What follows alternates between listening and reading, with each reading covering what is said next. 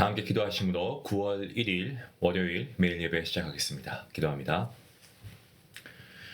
거룩하시고 자비로우신 하나님 감사합니다. 오늘도 저희를 주님 귀한 매일 예배 자리로 불러주시니 감사합니다. 저희가 이 자리에 있는 것은 우리가 당연히 있어야 할 자리이지만 우리가 할 수 없는 자리이고 하나님의 은혜가 필요한 자리임을 믿습니다. 오늘도 예배할 수 있는 마음을 우리에게 허락해 주시니 감사하고 또 우리가 이 예배를 통하여서 주의 말씀을 가까이 하게 하시니 감사합니다. 살아계신 하나님을 만나고 또 주님의 은혜를 경험하는 귀한 은혜의 시간이 되게 허락하여 주시옵소서. 주님, 우리 성도님들의 마음을 주님께서 성령으로 새롭게 하여 주시고 지친 영혼이 있습니까? 안식을 주시고 하늘의 위로와 평강을 부어 주시옵소서.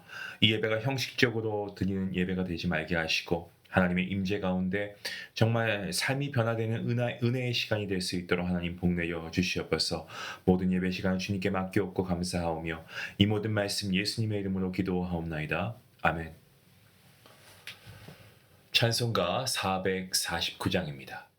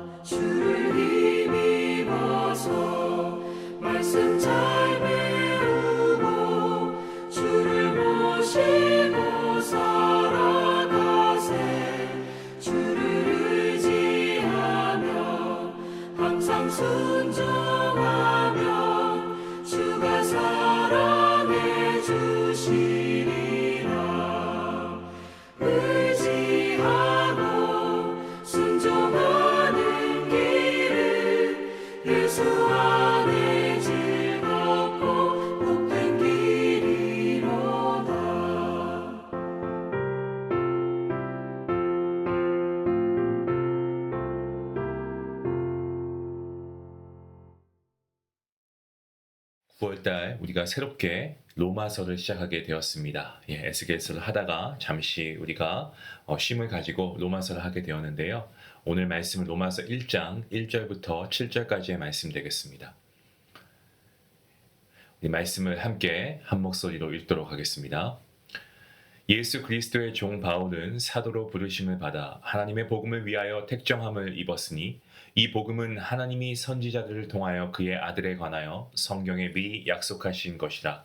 그의 아들에 관하여 말하면 육신으로는 다윗의 혈통에서 나셨고 성결의 영으로는 죽은 자들 가운데서 부활하사 능력으로 하나님의 아들로 선포되셨나니 곧 우리 주 예수 그리스도시니라. 그로 말미암아 우리가 은혜와 사도의 직분을 받아 그의 이름을 위하여 모든 이방인 중에서 믿어 순종하게 하나니 너희도 그들 중에서 예수 그리스도의 것으로 부르심을 받은 자니라. 로마에서 하나님의 사랑하심을 받고 성도로 부르심을 받은 모든 자에게 하나님 우리 아버지와 주 예수 그리스도로부터 은혜와 평강이 있기를 원하노라. 아멘. 우리가 알고 있는 것처럼 로마서 사도 바울이 기록했습니다. 그가 기록한 로마서는 성경의 다이아몬드라는 그러한 칭호를 받을 만큼 교회 역사 속에서 어떤 특별한 위치를 차지하고 있었습니다. 어거스틴이나 루터, 칼빈, 존 웨슬리, 칼바르트 등 수많은 신학자와 지도자들이 이 책을 통해서 큰 감화를 받았고 로마서는 단순한 서신이 아니고 복음을 가장 조직적이고 또 체계적으로 제시한 그야말로 하나의 작품이다라고 말씀을 드릴 수 있을 것 같습니다. 다른 서신들이 바울이 세운 교회나 또 제자들의 문제 해결과 권면 이러한 것들에 초점을 맞추었다라고 한다면 저희가 오늘부터 함께 말씀을 묵상할 이 로마서는 바울이 직접 방문하지 않았던 이 로마 교회 성도들에게 복음 그 자체를 아주 신학적으로 설명하고자 기록된 말씀이다라고 생각하시면 됩니다. 바울의 3차 전도 여행이었죠. 그 전도 여행 중에 타락한 고린도에서 이 책을 집필했는데 이것은 환경이 어떠하든 복음의 진리는 빛을 발한다라는 사실을 잘 보여주고 있습니다. 로마서는 1장에서 11장까지 이 복음의 교리를 설명하고 어떤 칭의와 성화를 다루고 있고요. 그리고 12장부터 16장까지는 이 성도로서 마땅히 살아가야 할 어떤 헌신과 거룩한 삶, 성화의 삶을 강조합니다. 그러므로 로마서는 단순히 어떤 이신칭의만을 말하는 책이 아니고 복음 전체에 그야말로 풍성한 진리를 담은 책이 로마서인 것입니다. 사도 바울은 본래 히브리식 이름이 있었죠. 그의 히브리 이름은 사울이었습니다. 부모는 아들이 이스라엘 초대왕 사울처럼 위대한 인물이 되기를 바랬던 것 같습니다. 실제로 그는 유대교에 열심을 내어서 정말 예수님을 믿는 많은 그런 그리스도인들을 박해했습니다.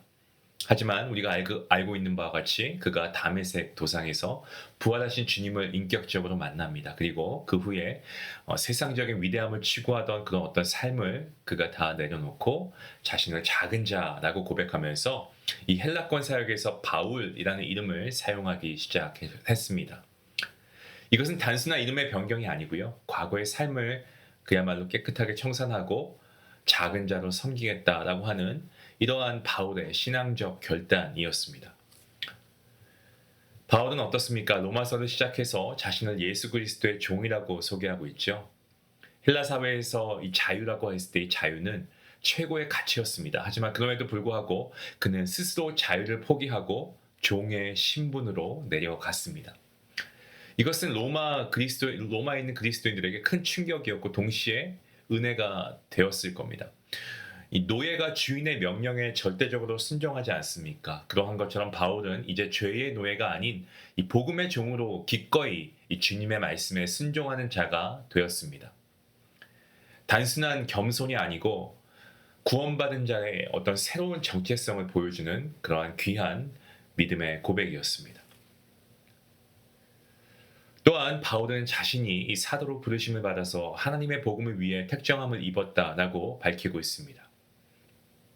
사도라고 했을 때 이 사도는 보냄을 받은 자라는 것을 의미하는 그러한 단어입니다. 그는 예수 그리스도의 대사가 되어서 이방 세계를 향해서 파송된 복음의 특사이었습니다. 여기서 택정함을 입었다라는 말은 특별한 목적을 위해서 미리 구별되었다는 뜻입니다. 하나님께서는 이미 오래전부터 바울을 복음을 위한 도구로 세워 두셨습니다. 그리고 하나님의 때가 되어서 바울을 부르십니다. 이것은 바울 자신의 결단이 먼저가 아니고 하나님의 선택과 하나님의 부르심이 먼저였다라는 것을 우리에게 잘 보여주고 있습니다. 성도 여러분, 저와 여러분도 마찬가지입니다. 하나님께서는 우리를 먼저 구별하시고 부르셨습니다. 문제는 우리가 여전히 정말 옛사람, 이 바울로 얘기하면 옛 사울처럼 세상의 위대함을, 세상의 어떤 그런 유익이나 세상의 쾌락을 쫓아 사느냐, 아니면 바울처럼 정말 작은 자로 우리 주님의 부르심에 응답하며 사느냐, 우리가 결단해야 되겠죠. 바울은 복음에 대해서 설명합니다. 그러면서 그것이 새로운 것이 아니고 하나님께서 이미 선지자들을 통해서 미리 약속하신 것이다 라고 언급합니다. 복음은 창세기부터 이어진 하나님의 언약의 성취이고 그 중심은 주 예수 그리스도이십니다. 예수님께서는 성육신하셨습니다. 다윗의 혈통에서 태어나신 완전한 인간이시고 죽음에서 부활하심으로 하나님의 아들로 능력 있게 선포되신 참 하나님이십니다. 예수님께서 인간으로 오셨기에 우리의 아픔과 연약함을 다 아시죠. 다 경험하셨습니다. 예수님께서 하나님의 아들이시기에 우리를 죄와 죽음에서 구원하실 수 있습니다. 복음이 진정한 기쁜 소식인 이유는 바로 여기에 있지 않겠습니까? 바울은 우리가 은혜와 사도의 직분을 받아서 그의 이름을 위해서, 하나님의 이름을 위해서 모든 이방인 중에서 믿어 순종하게 되었다라고 합니다. 믿음은요, 단순한 어떤 지적인 동의가 아닙니다. 믿음은 반드시 순종으로 나타나야 합니다. 주님을 믿는다고 하면서 말씀에 순종하지 않는다? 그러면 그 믿음은 참된 믿음이 아닙니다. 상황이나 환경에 따라서 타협하거나 세상적 방법에 더 의지한다고 하면 그것은 올바른 믿음의 선택이 아니죠. 성도 여러분, 참된 믿음은 예수 그리스도를 전적으로 신뢰하고 그분의 말씀대로 순종하는 삶을 의미합니다. 저희가 오늘부터 시작하는 이 로마서는 단순히 1세기 로마 교회만을 향한 편지가 아니고 오늘 저와 여러분에게 주시는 말씀입니다.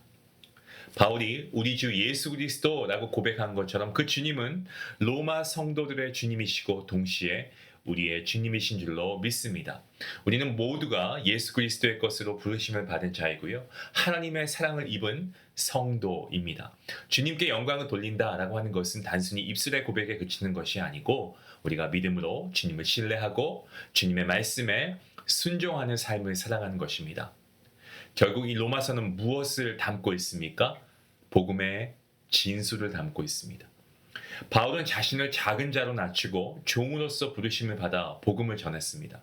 그 복음은 이미 구약에서 약속이 되었고 예수 그리스도의 그런 인성과 신성 안에서 완성되었죠.